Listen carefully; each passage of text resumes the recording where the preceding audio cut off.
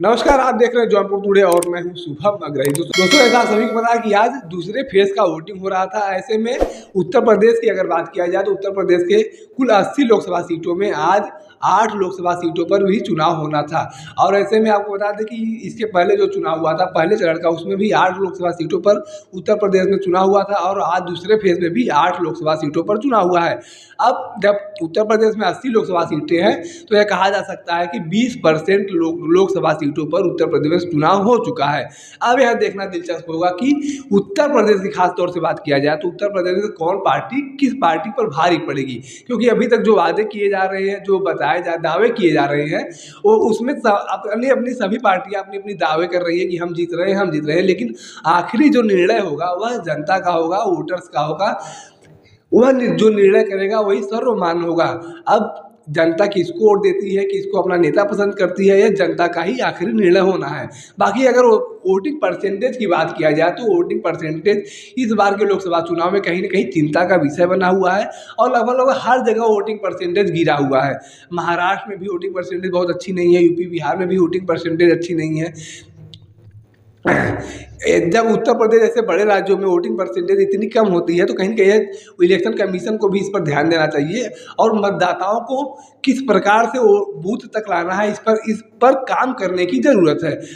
अब अगर परसेंटेज की बात किया जाए तो कर्नाटक में अगर बात करते हैं तो कर्नाटक में 63.9% वोटिंग हुआ है। तो वही केरल में 63.97% वोटिंग हुआ है और मध्य प्रदेश में 54.83 यानी कि 54 से 55% की वोटिंग है और महाराष्ट्र में 53.51 यानी कि 53.5% की वोटिंग हुई है।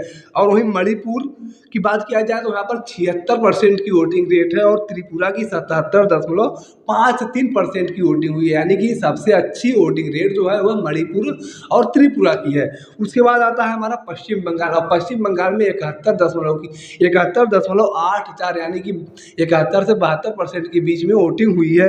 वही छत्तीसगढ़ में 72.13 यानी कि यहाँ पर भी 72% वोटिंग हुई है। तो भी एक तरह से अच्छा ही है क्योंकि वह नक्सली एरिया है और वहाँ पर लोगों को खतरा ज़्यादा होता है, लेकिन खतरे के बावजूद भी लोग वहाँ पर वोट देने के लिए आ रहे हैं। तो यह कहीं ना कहीं एक अच्छी बदलाव है और लोग वोट देने के लिए उत्सुक हैं।